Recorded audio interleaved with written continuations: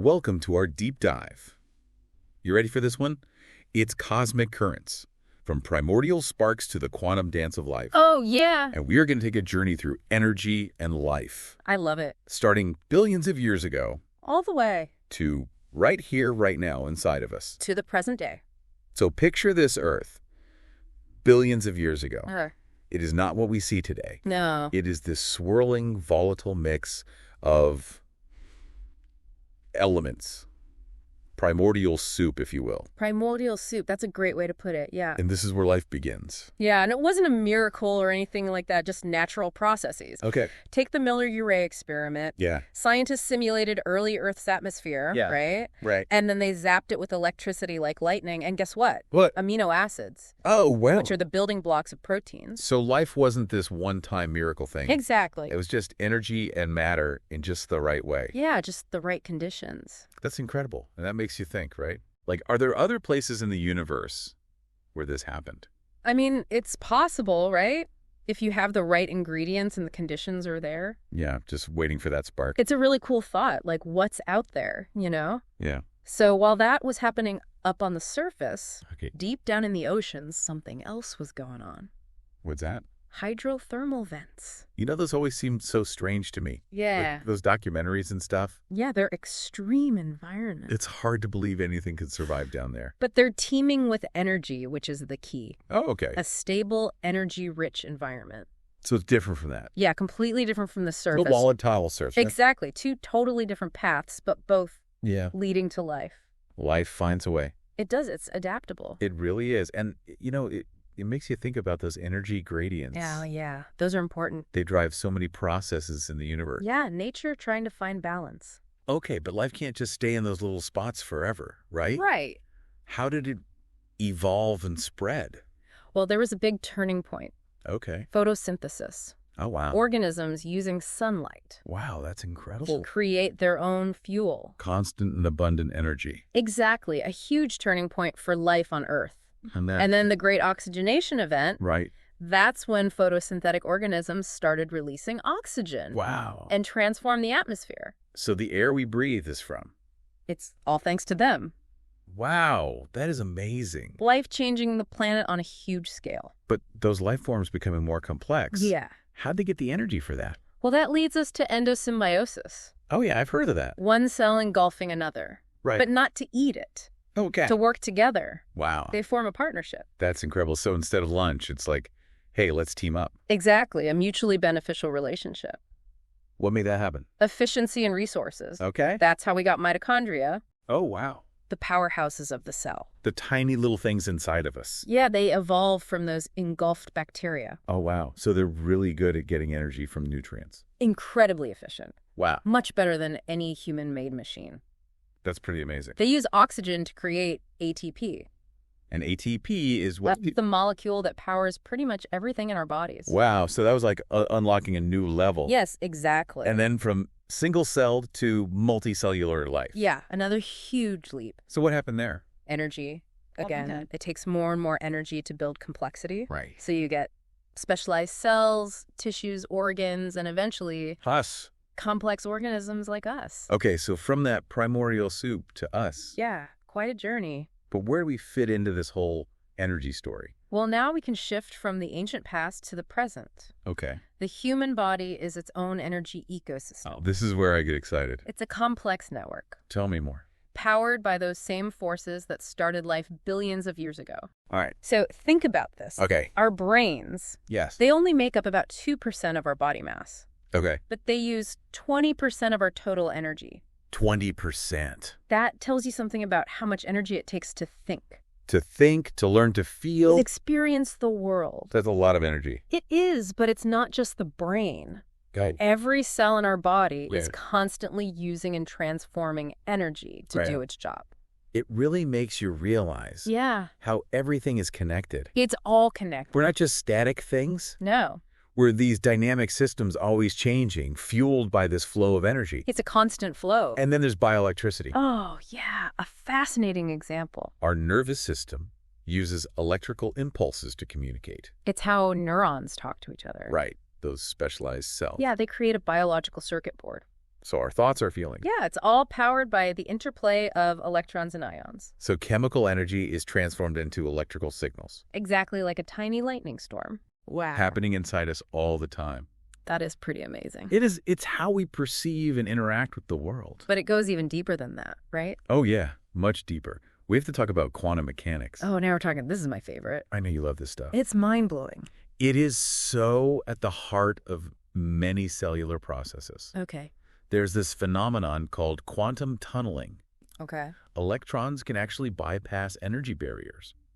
Wait, so they can tunnel through walls? It sounds crazy, right? Does that even work? Well, it's a quantum thing. Okay. It's a different world down there. Right. Instead of thinking of electrons as tiny balls, Oh, hi. think of them as waves. Okay. They can spread out and pass through things. Wow. So it's like a secret passage for electrons? Yeah, a shortcut. That's incredible. What does that mean for us? Well, it's essential for our cells to function properly. Give me an example. Take the electron transport chain in mitochondria. Okay. It's crucial for energy production. Quantum tunneling lets electrons move quickly between molecules. So it helps make ATP. Exactly. Without it, everything would be much slower. It's amazing that the same rules that govern the universe are at work inside our cells. At the tiniest level. It's all connected. It really is. And, this idea of interconnectedness, Yeah. it's not new. What do you mean? Ancient cultures have known about this for centuries. All right. They talked about life energy. Right. Ki prana chi. Yeah, a vital force that flows through everything. So they were onto something. It seems that way. It's like modern science is catching up. Yeah, we're starting to understand these things in new ways. And it's giving us new insights into those ancient beliefs. Exactly. A really exciting time to be studying this stuff. It really is. And as we keep learning more, we start to see that our bodies aren't just static structures. Right. We're dynamic systems always in motion. Fueled by this amazing flow of energy. And it connects us back to the very beginning of life itself. It's a beautiful thought, isn't it?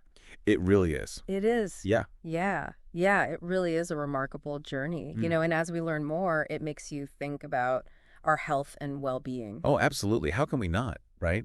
Like if our bodies are these dynamic energy systems constantly changing, Right. what does that mean for how we approach health? Yeah, that's a great question. And it makes me think about things like yoga and meditation. Oh, yeah? Those ancient practices that focus on balancing energy. Is it possible that those things are actually scientific? Well, we're starting to find out, modern research is shedding light on those connections between energy flow and stress and health. So like calming the mind Right. could actually be calming the energy storms inside us. Exactly, creating a more balanced state. That's so powerful. It is, especially in today's world, Right. So much chaos. Always go, go, go.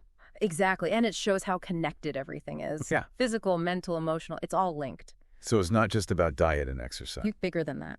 It's about the energy we cultivate. Right, and how we manage stress.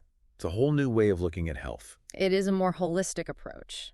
Recognizing that we're these intricate energy systems. Right, it's about understanding the flow and balance within us. Okay, so then what does that mean for healthcare?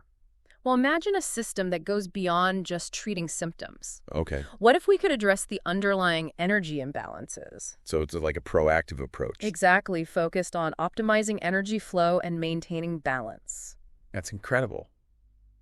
It could revolutionize preventative care. Absolutely, and it's a wide open field. There's so much to explore. I love that. And speaking of exploring, Yeah. let's go back to the book for a second. Okay.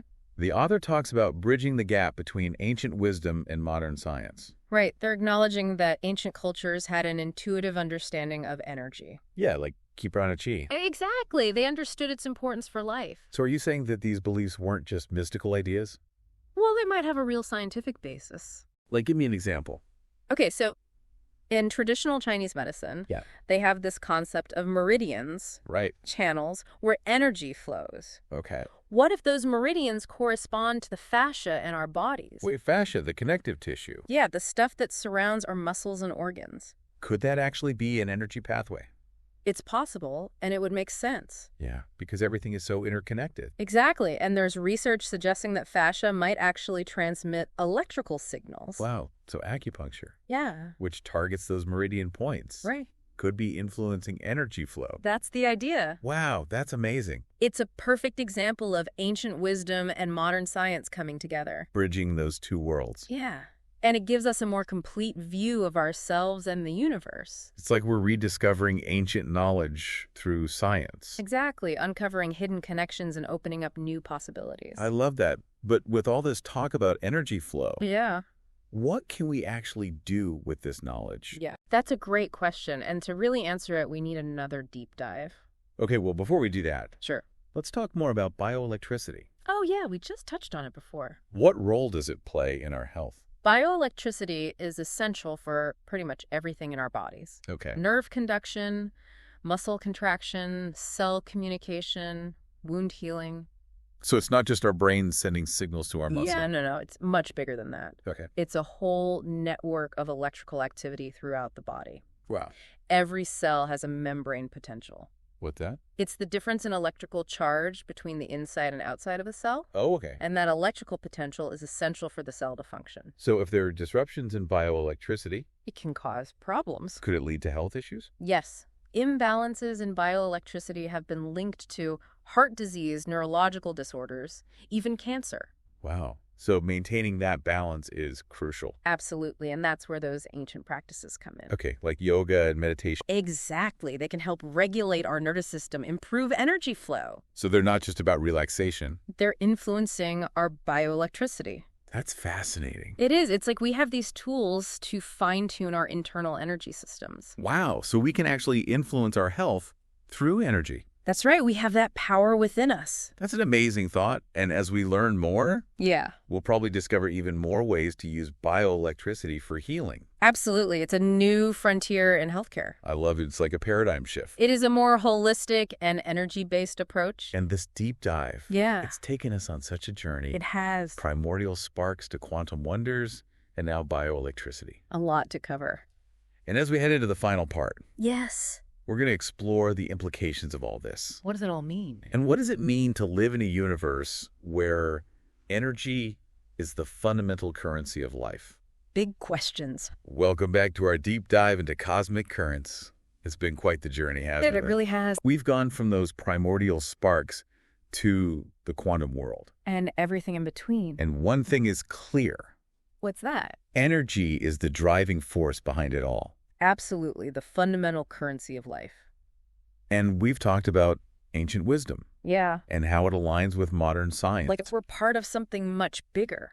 But where does that leave us? That's the big question, isn't it? What does it all mean? It's a lot to process. It really is. Yeah. But even asking those questions Yeah. opens up so many possibilities. It does. It makes you think about our place in the universe.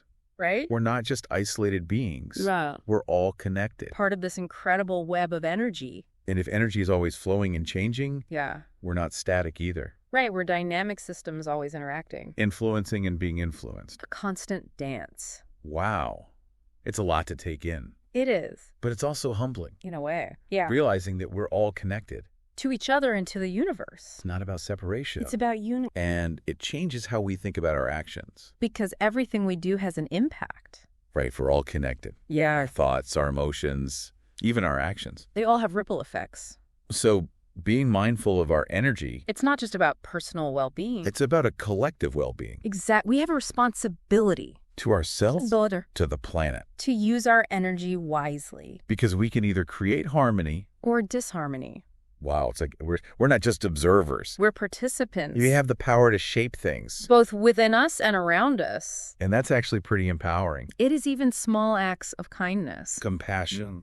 Creativity. They can make a difference. They add to the collective energy. It's about becoming conscious creators of energy. Instead of just consumers. It's like we each have this spark. A spark of that primordial energy. And we can choose to nurture it. Let it shine. And as we learn more about energy, Yeah. we gain a deeper appreciation for life, We become more aware of the energy that flows through us. connecting us to everything. The past, the present, the future. It's like we're part of this incredible story. A story that started billions of years ago. And it's still unfolding. With every beat of our heart. Every thought, every action. And we have a choice. Right. We could be forces of harmony. Or disharmony. It's up to us. So as we wrap up our deep dive into cosmic currents, Yeah. we want to leave you with this thought. What will you do with your spark of energy? How will you contribute to the symphony of life? It's your journey. Embrace the wonder explore the possibilities, and let your energy shine. Shine bright. Thank you for joining us on this amazing adventure. It's been a pleasure. Until next time, keep diving deep. And remember, The power to shape the universe lies within each of us.